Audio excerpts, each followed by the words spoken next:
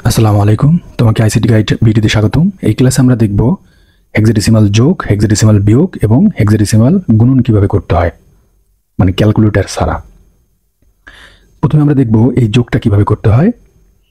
এখানে বি এবং 8 যোগ করলে কত হয়? বি এর মান আমরা জানি হেক্সাডেসিমালে 11 এবং 8 যোগ করলে আমাদের হয় 19 বলে আমাদের হেক্সাডেসিমালে কোনো অঙ্ক নেই। তাহলে আমরা কি করব? এই যোগফল 19 থেকে আমরা হেক্সাডেসিমাল বেসকে বাদ দেব।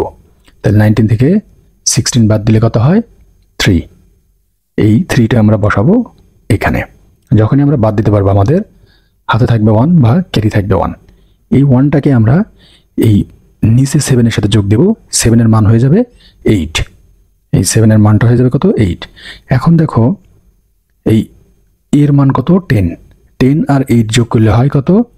18 বলতে আমাদের হেক্সাডেসিমালে কোনো সংখ্যা নেই। তাহলে এই যোগফল থেকে আমরা কি করব? হেক্সাডেসিমাল বেস 16 বাদ দেব, তাহলে হয় 2। এই 2টাকে আমরা লিখব এখানে। যেহেতু আমরা বাদ দিতে পারছি আমাদের ক্যারি থাকবে 1। এই 1টাকে আবার এই বি এর সাথে যোগ করব। তাহলে এই 1টাকে বি এর মান কত? আমাদের 11। তাহলে 11 এর সাথে যোগ করলে কত হয়? 12। বি এর মান এখানে হয়ে যাবে কত? 12। তাহলে এই 12 এবং 8 যোগ করলে হয় 20। তাহলে 20 বলে আমাদের হেক্সাডেসিমালে কোনো অঙ্ক বা সংখ্যা নেই। এই জন্য আমরা এই যোগফল 20 থেকে হেক্সাডেসিমাল বেসকে বাদ দেব, দিলে হয় কত? 4। এই 4টা বসাবো আমরা এখানে। যেহেতু আমরা বাদ দিতে পারছি আমাদের ক্যারি থাকবে 1। বাম পাশে যেহেতু আর কিছুই নেই, এই জন্য ক্যারি 1টা আমরা বাম পাশে লিখে দেব। এইটাই হবে হেক্সাডেসিমাল যোগের অ্যান্সার। ওকে, আমরা যদি এই হেক্সাডেসিমাল বিয়োগটা করি তাহলে কিভাবে করব? দেখো, আমরা এর মান জানি কত? 10 এবং এর মান জানি 14।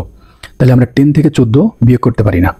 যখন আমরা 10 ছোট থেকে বড়টা বিয়োগ করতে পারবো না, তখন আমরা কি করতেছি? এই হেক্সাডেসিমাল বেসটাকে ধার নিয়ে আসবো। তাহলে এই 10 এর মান হলো 10। এই 10 এর সাথে 16 যোগ করলে আমাদের কত হয়? 26। তাহলে এর মান হয়ে যাবে 26। এখন দেখো 26 থেকে আমরা 14 বিয়োগ করতে পারি। কত হয়? 12 হয়। তো 12 আমরা এখানে ডিরেক্টলি লিখতে পারি না, কারণ 12 এর মান আমরা জানি কত? এই দেখো 12 এর মান হলো সি। তাহলে এখানে আমরা লিখবো সি। যেহেতু একবার আমরা এখানে ধার নিয়ে আসছি, ধার নিয়ে আসলে আমাদের হাতে থাকবে 1 বা ক্যারি থাকবে 1। এই 1টাকে আমরা এই 5 এর সাথে যোগ দেব, দিলে কত হয়? এই 5 এর মান হয়ে যাবে 6। দেখো 7 থেকে 6 বাদ দিলে কত হয়? 1। এখানে আমাদের কোনো ধার নিয়ে আসতে হয় নাই, এই জন্য আমাদের ক্যারি বা হাতে থাকবে না। এখানে দেখো 5 থেকে আমরা 8 বিয়োগ করতে পারি না। তখন আমরা কি করব? এই 5টাকে বড় বানানোর জন্য আমরা এই হেক্সাডেসিমাল বেসকে ধার নিয়ে আসবো। তাহলে এই 16 সাথে আমাদের 5 যদি আমরা যোগ করি, তাহলে এই 5 এর মান এখানে হয়ে যাবে কত? 21 বা 21। এখন দেখো 21 থেকে আমরা 8 বিয়োগ করতে পারি। কত হয়? 13। মানে 21 থেকে যদি আমরা 8 বিয়োগ করি, এখানে হয় 13। কিন্তু 13 বলে কোনো সংখ্যা নাই। 13 এর মান কত? ডি। তাহলে আমরা এখানে লিখব 13 এর মান ডি। যেহেতু আমরা ধার নিয়ে আসছি, আমাদের ক্যারি থাকবে 1। এই 1টাকে আমরা এই সি এর সাথে যোগ দেব। সি এর মান এখানে দেখো 12। তাহলে 12 আর 1 কত হবে? 13। সি এর মান হয়ে যাবে কত? 13। আর এখানে আমরা এফ এর মান কত জানি? 15। তাহলে 15 থেকে 13 ভাগ যদি আমরা বিয়োগ করি, তাহলে আমাদের কত হয়? 2। দেখো এখানে কিন্তু আমাদের কোনো এই ধার নিয়ে আসতে হয় না, এই জন্য আমাদের ক্যারিও নেই। বাদ বাকি আমাদের কি আছে? শেষে 3 আছে। যেহেতু আর কিছু বিয়োগ দেওয়ার কিছু নেই, এই জন্য আমরা 3টা বাম পাশে লিখে দেব। আমাদের এটাই হবে হেক্সাডেসিমালের বিয়োগের অ্যান্সার। দেখো, হেক্সাডেসিমালের এই গুণনটা যদি আমরা করি তাহলে কিভাবে করতে হবে? এখানে আমরা জানি সি এর মান হলো 12। তাহলে এখানে 3 দিয়ে যদি সি কে আমরা গুণন করি, 3 12 36। তো এখানে আমরা কি 36 লিখতে পারবো না, কারণ 36 বলে হেক্সাডেসিমালে কোনো সংখ্যা বা অঙ্ক নেই।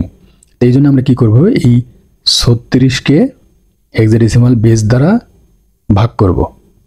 তাহলে আমরা যদি 16 দ্বারা 36কে ভাগ করি, 16 দুগুণে হয় কত? 32। আমাদের ভাগশেষ কত হয়? 4। তাহলে এখানে আমরা এই ভাগশেষটা লিখবো। আর এই যে এখানে ভাগফলটা হবে আমাদের ক্যারি বা হাতে থাকবে। এখন দেখো আমরা এর মান জানি কোন? আমরা এখানে এর মান কত জানি? 10। 3 দিয়ে যদি আমরা 10কে গুণন করি, কত হয়? 3 10 30। আর আমাদের হাতের কত? 2। তাহলে হয় 32। কিন্তু আমরা এখানে 32 লিখতে পারবো না, কারণ 32 বলে হেক্সাডেসিমালে কোনো অঙ্ক নেই। তাহলে আমরা কি করব? এই 32কে হেক্সাডেসিমাল বেস দ্বারা ভাগ করব। তাহলে 16 দুগুণে 32।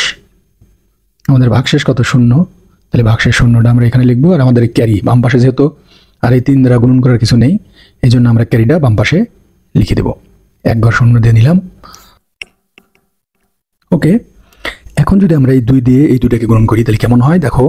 2 দিয়ে যদি আমরা সি এর মান আমরা জানি অবশ্যই 12, তাহলে 2 দিয়ে 12কে গুণন করলে কত হয়? 12 দুগুণে 24। 24 বলে হেক্সাডেসিমালে কোনো অঙ্ক বা সংখ্যা নেই, এখানে আমরা 24 লিখতে পারবো না।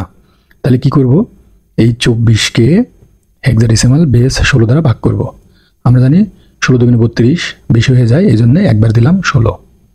তাহলে কত হয় এখানে দেখো 8। তাহলে আমাদের এখানে হবে কত? 8। আর আমাদের যেহেতু এক ভাগফলটা আমাদের হাতে থাকবে, ঠিক আছে।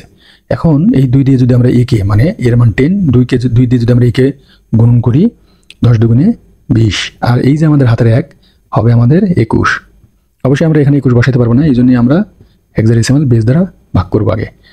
16কে 21 যদি আমরা ভাগ করি 21কে 16 দ্বারা যদি আমরা 21কে ভাগ করি যাই একবার, 16 1 16, আমাদের এখানে থাকে কত? 5।